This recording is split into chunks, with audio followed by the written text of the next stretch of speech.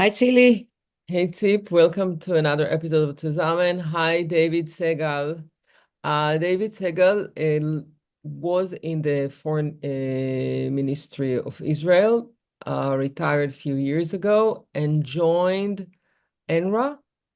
No, No. So, ELNA. yeah, I joined an organization called ELNET. It's an ELNA. acronym for Oh, European my Leadership memory is Network, terrible. and we are the largest network connecting Israel and Europe today. I just want to mention Tzili. He doesn't look somebody who retired. He looks Retired from the somebody, Foreign no, Ministry. he looked like he decided to walk away and build something else. He's too young. He's too young to retire. No, but in the Foreign Ministry, you can retire early Okay. and then do the real thing, because this I call it like the civil foreign ministry of Israel. But and unfortunately, like almost everything that functions well in Israel is civil and not government. So thank God for all the citizens that replacing the work of the government. But tell us more about this organization and how it works in Europe. Yeah, thank you. And this, unfortunately, has been the year of civil society taking the lead on many Right. aspects. So, ELNET was started around 15 years ago. And the assumption then of the visionary leaders was that, there may be a day where Israel couldn't fully depend only on the United States, that the world may change, that the United States may change, Israel may change, and that Israel should have a diversified uh, number of countries that support Israel. And that could be Germany, it could be France, it could be the UK. So we became a network that focuses on Europe. And over the last 15 years, we've created 6 offices in Europe. So we're in France, in the UK, in Germany, in Brussels, of course. We Italy. just opened an office in Rome. Mhm. We're in Central and Eastern Europe, which is more and more an important part of Europe.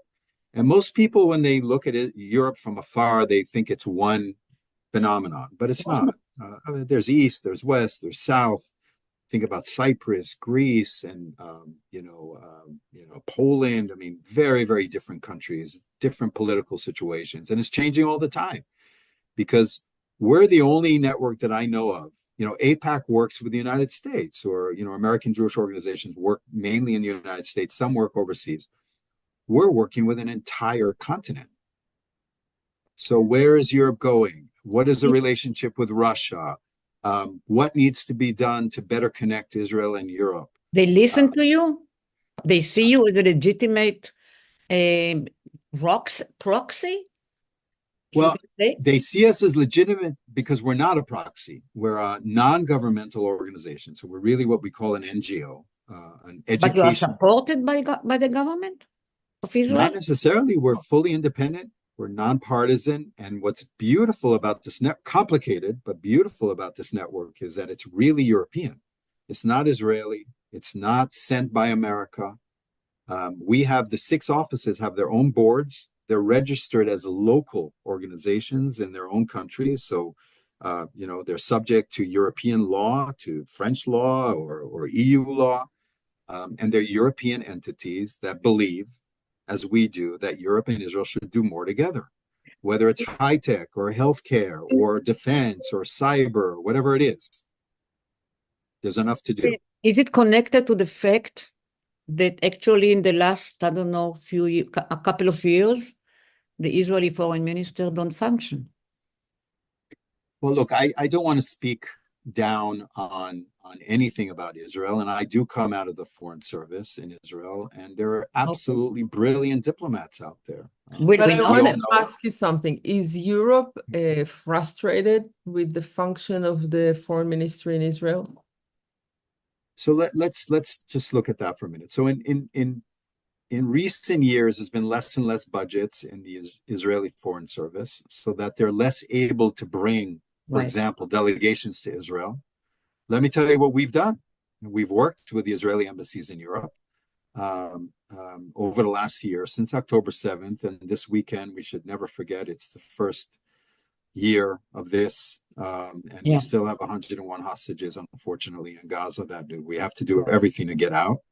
But we have brought 30 2 delegations to Israel from Europe, from 25 countries, over 300 members of parliament from 25 countries in Europe in less than a year, all to the south, some to the north now, but all to the south to see with their own eyes the devastation in Kfar Aza, in Be'eri, bringing them to the Nova area, meeting with residents, meeting with families of hostages, and the 101 hostages that are still there, some not alive, unfortunately, are from over 20 countries still.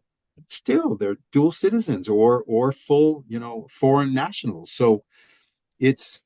But David, when they come to Israel, they also meet officials or only you guys? No, they meet officials, of course. I mean, we just had the first delegation that went into Gaza with the IDF to the Philadelphia corridor, to the border between Gaza and Egypt, and they saw the tunnels, and they spent 4 hours in Gaza. Over 20 people from Europe, from 6 and United States and Australia and Canada, from 6 NATO countries.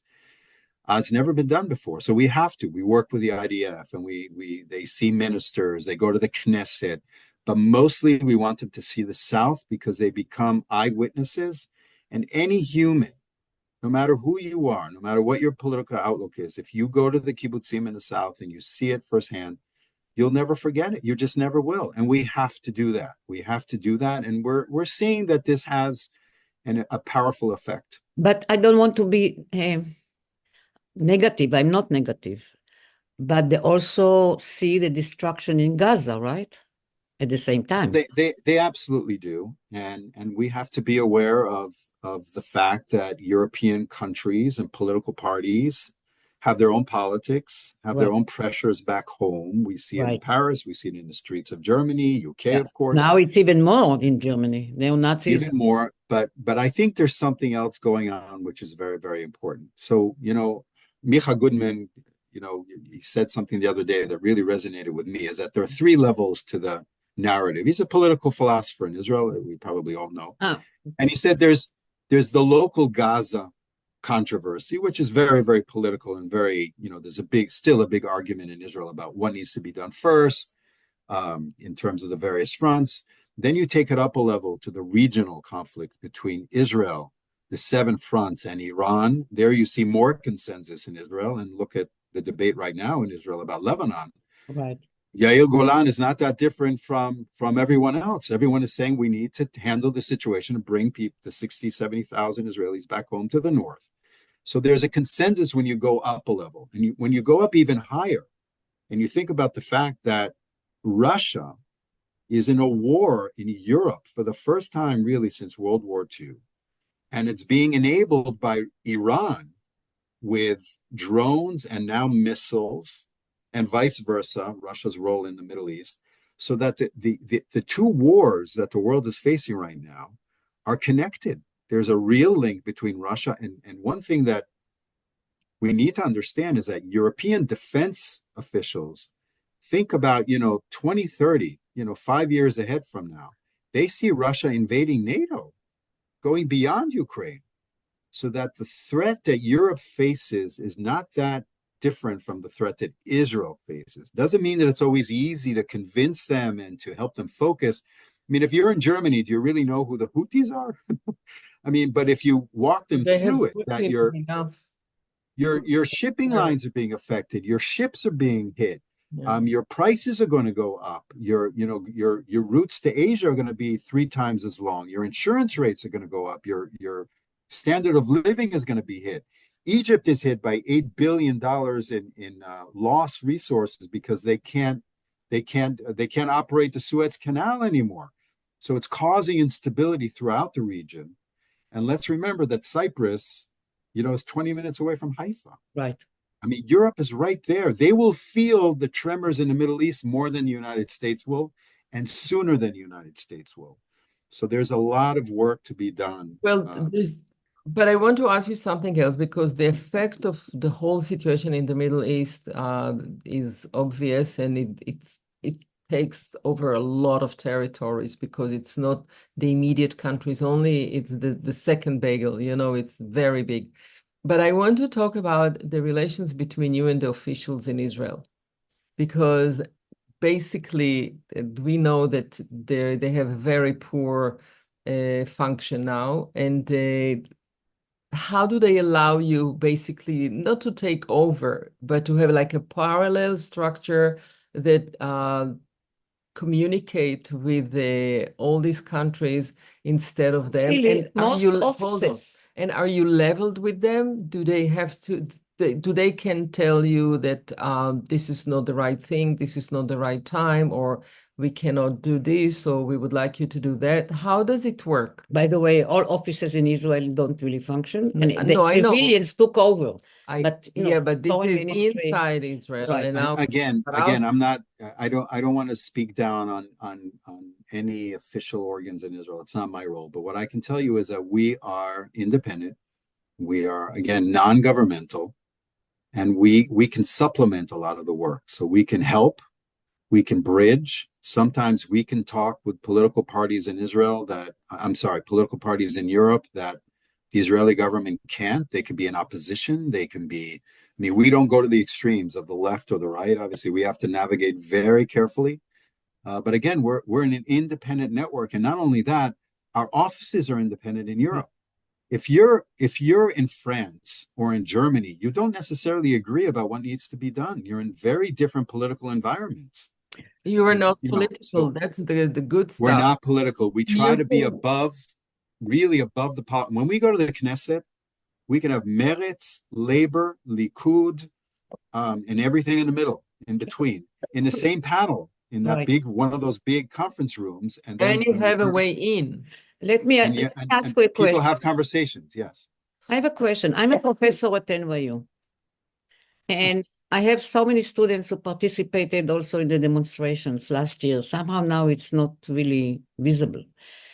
But they do ask me a question, and I just want to hear your feedback. They say what was done in the South, in Be'eri and all these places, speechless. There is nothing, no words in anywhere you can describe.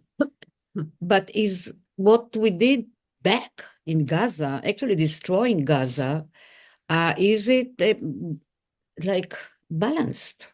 Is it not over? That's what they ask me. I mean, it's not a leading question, it's not what I think, or maybe a little bit what I think, but they really feel that what was done was much heavier, much more catastrophic, physically, to what they did to us. What would you answer my student? Right. No, it's first of all, it's a very important question. And I think the perspective is also changing now as we go up the levels that I was discussing. Right.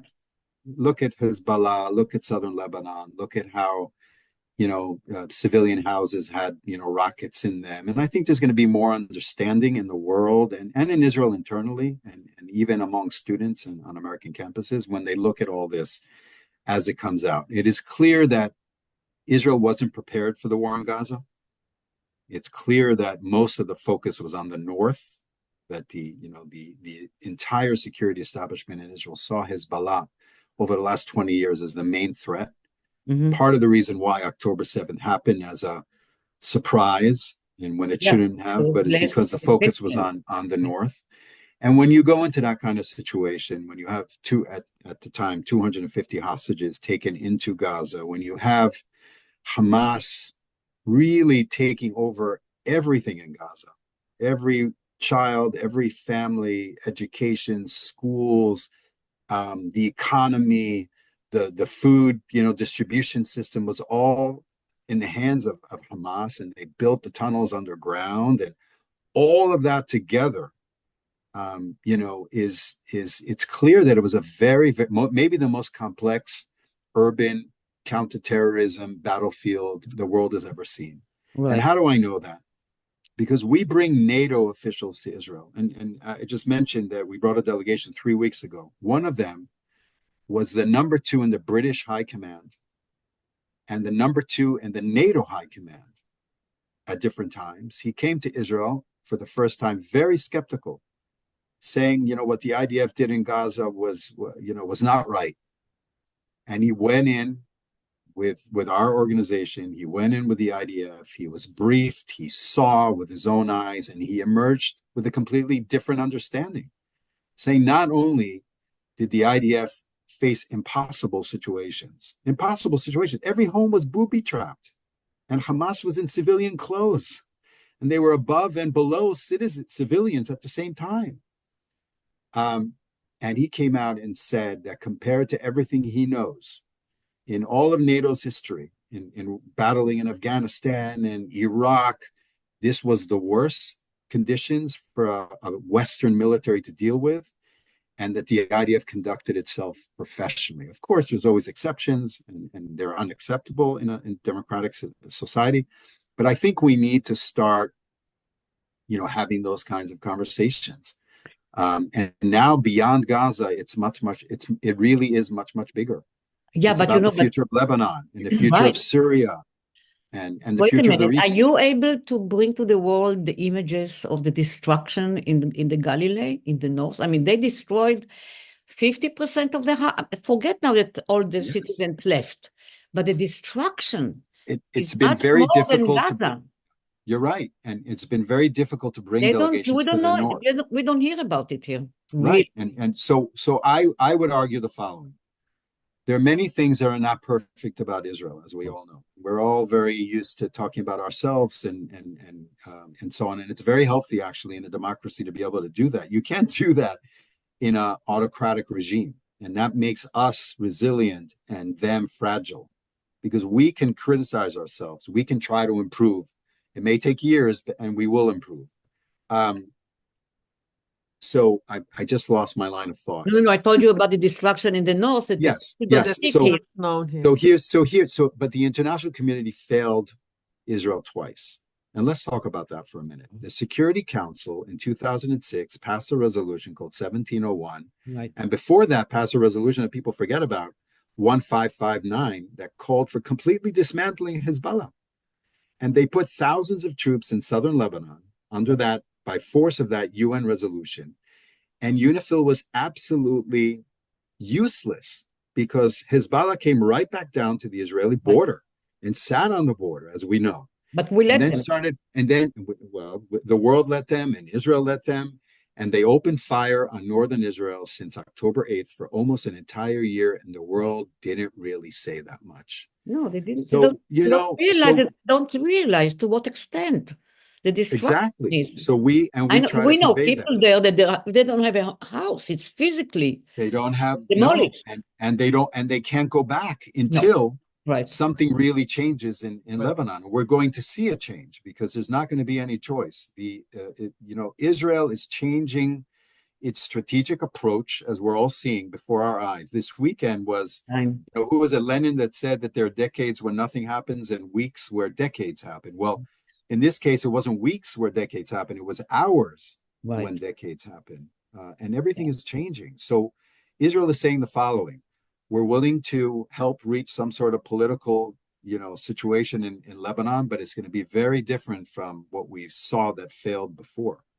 Israel's going to retain the right to respond militarily if Hezbollah comes back. But the Lebanese government just said that they are going to try to have a Lebanese army, which is not. Well, that's a good thing. That's a good beginning, because we need to see the world is going to have to help Lebanon pick itself up and rebuild its own capabilities.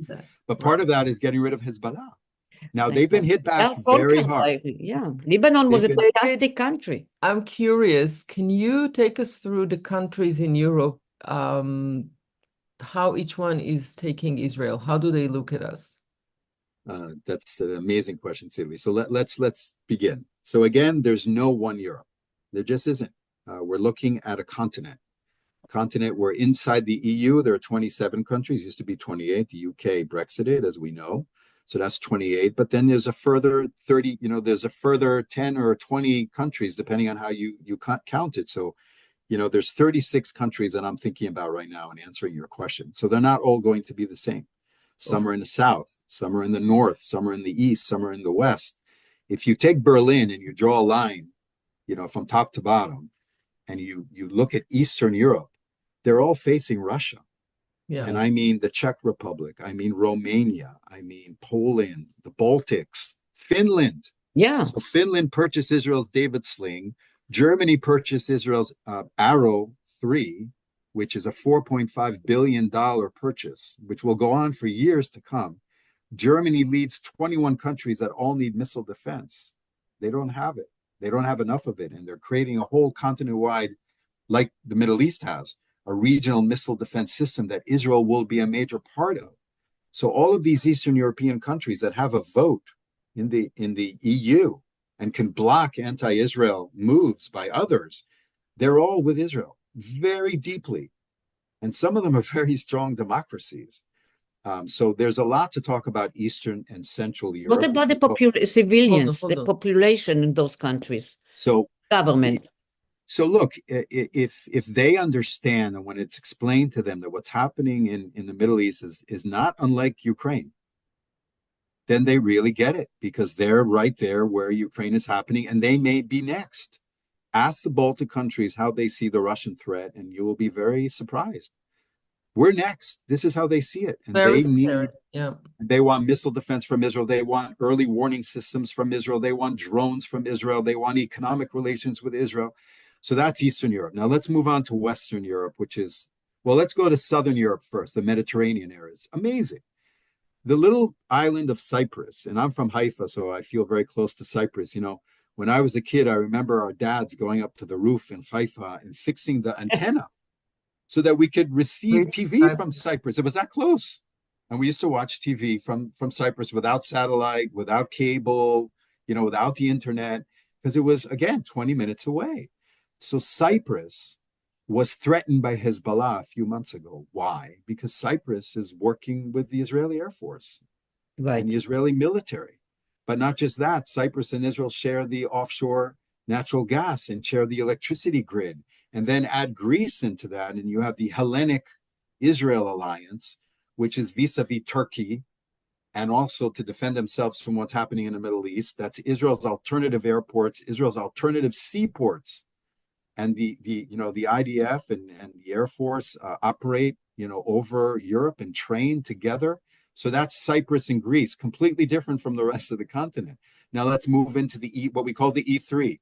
That's UK, Germany, and France. They're all going through government political transitions right now. In the UK, there's a new Labour government. Right. After 15 years, they haven't been in power for 15 years. They weren't politicians, many of them. One guy was a human rights lawyer. The other guy was, now they're all running, the UK, which is a major, major country in the West.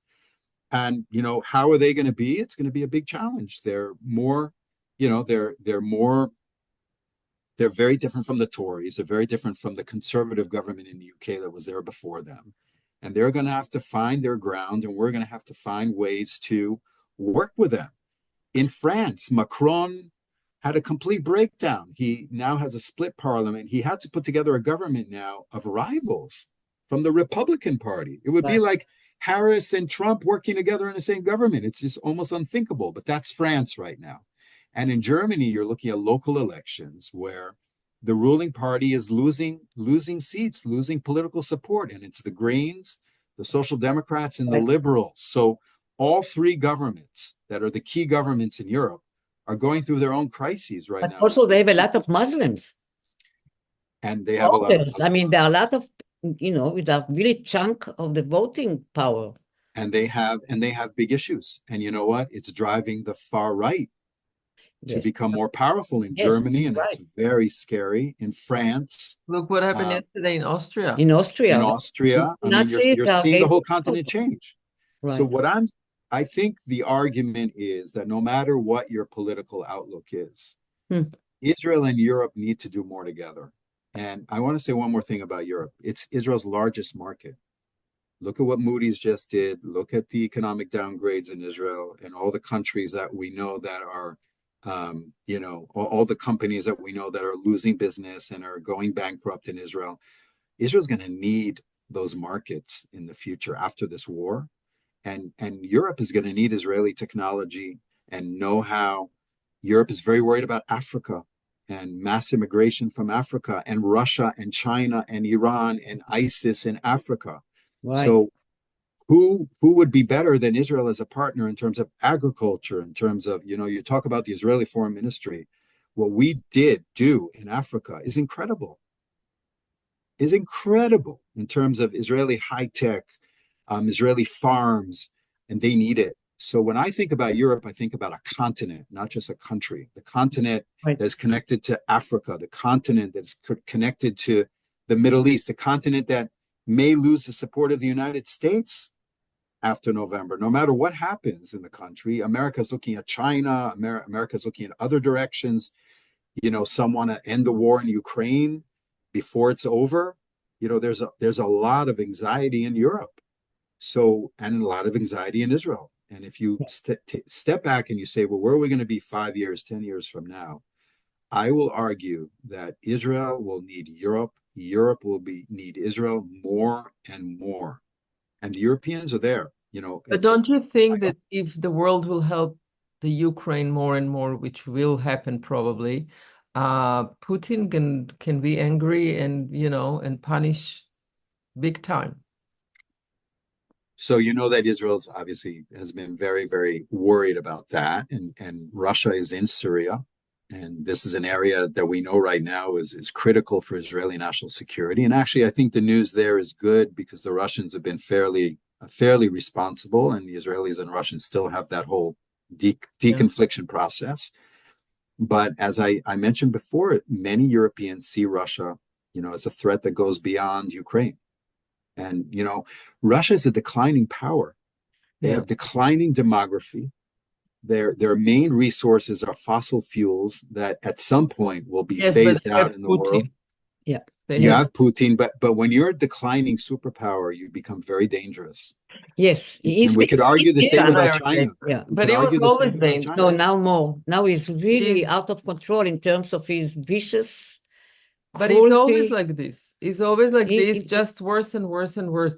But David, how does Europe looking at the elections in the United States?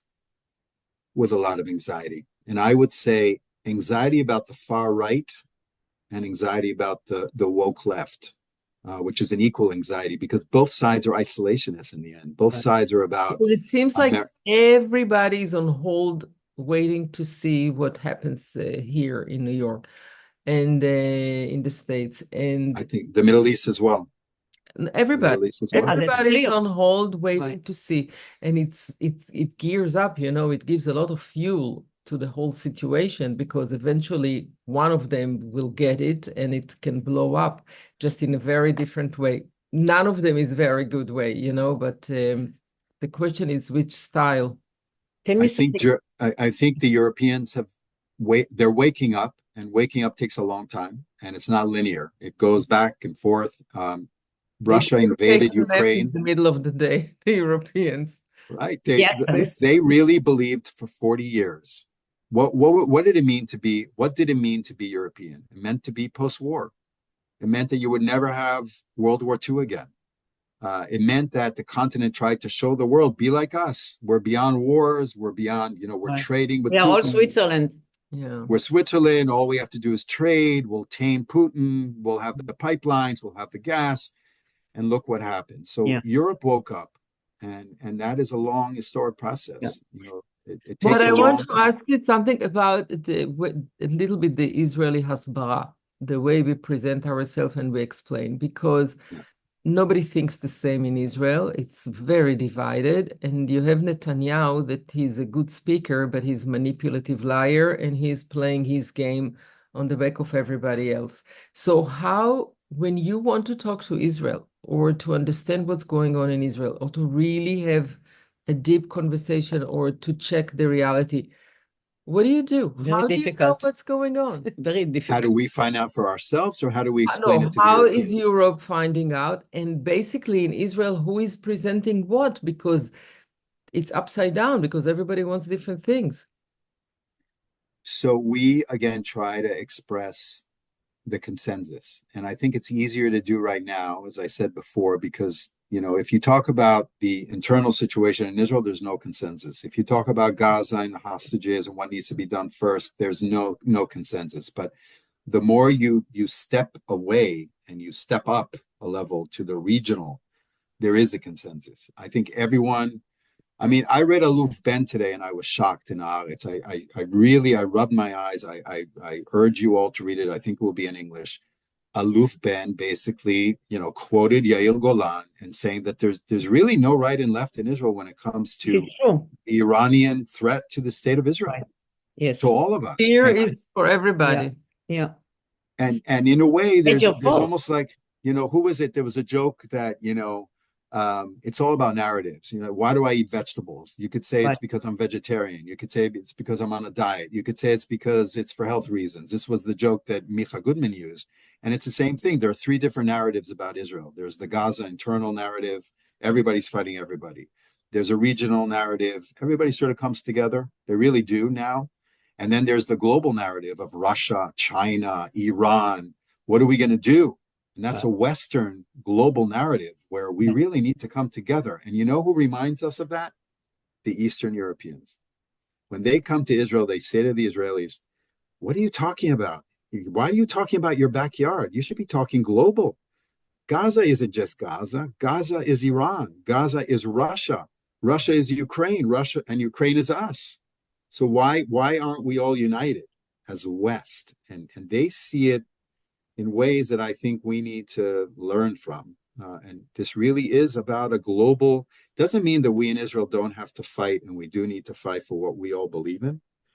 But there's also a global picture out there that is very big and very serious. And Israel may have a big role in that because, if Lebanon goes south and it becomes a region-wide war, and Iran is attacking Israel, and Israel's hitting back, and the American forces are right there, and the Europeans are there as well because they're part of the coalition, and they're shooting down rockets coming to Israel. That's what we saw in April. We may see it again. And the Russians become involved. I mean, I don't want to sound, crazy, but World War III isn't that far away. Right. You just have to think this through and remind other partners that we're all in this together ultimately, whether you like Bibi or not. And frankly, the Israeli government is not about to change anytime soon. Now, of course not. Now it becomes bigger. David, so it's a bigger story. It really is. What did you do when you were in the foreign ministry, if I may ask? So thank you. I actually started in Africa. I started in the great nation of Eritrea. Okay. And we built the embassy then. It was right after their independence from Ethiopia after a 30-year war. And if you think about it, it's right in the back of Israel. It's on the Red Sea. It's under Egypt and Sudan. Very important part of the world, but we don't really pay attention to it. But what I learned there over the 2 years is the power of Israel's soft power. That Israel, through technology and agriculture, can gain friends and save lives and change countries. And I learned it in Africa. And we had farms in the hottest areas on earth with malaria. And you saw Israeli experts go in and identify water and lay drip irrigation and then export watermelons to Saudi Arabia at the time that were Israeli watermelons. So, that's the power of Israeli diplomacy when it's harnessed. And I've always believed that we can do that and that we can, change the world, help change the world that way. And that we can do that in Europe as well, because the Europeans need a lot of support on high-tech, economy, cyber, hybrid, whatever you want to call it, in the new world. You acquired a lot of tools. You brought from being part of the Israeli foreign ministry, and now you can use it, for a real change, or hopefully. Thank you. And I think Israeli diplomats, no matter who they are, current or former, and we know a lot of them, they're wonderful people, and they do have that experience. Because if you serve in Africa and then you serve in Europe and you serve in the United States, you have sensitivity about other societies and what they need in order to create a real partnership. I never believed in charity for Israel. I don't like when a country just supports Israel. What I want to see is shared interests. I want to see Israel giving them something and them giving us something. That's a much more stable relationship. Right. David, good thought for the next year, for the new year. Let's hope that we're at a turning point. And let's hope, first of all, that we never forget the lessons of October 7th and that we never forget the fact that we still have 101 hostages in Gaza, and it still makes me not It's sleep at night, and my becoming kids and more my and more. wife. Yeah. We should never forget that. And in the end, strategically, that's also the key. It really is the key to changing the region, because if Israel, maybe it will be done through the north now, but if Sinwar sees that he's isolated and that he's the last one standing, we will hopefully be able to negotiate a deal where all the hostages are out, not in stages, but all at once at this point, and that we can help start rebuilding the Middle East, but to do it with the world. And I want to say one more thing about this. The Zionist founders talked about three things. They talked about rolling up your sleeves, building kibbutzim, going back to work the soil, the earth, right? But also through international legitimacy. You couldn't have a Jewish state without international will. So Herzl and Weizmann all went to the world leaders. And that's what we need to continue to do now. We can't do it alone. We're not am levadad yishkon. We're not a people that dwell alone. That was a curse, not a blessing in the Bible. The blessing is to work with partners and to believe in it and to build that trust. And we have a long way to go, but hopefully we'll get there. Yeah. Lots of work ahead of us. But thank you for introducing me to David. Wow. David, Shana Tova. Shana Tova, and let's meet in New York for a cup of coffee. Yeah. What you're doing is Thursday. It's like a loch, no? Bye. Bye. See you. Hey, Sham. Next week. Bye. Okay. Bye. Thank you so much. Bye.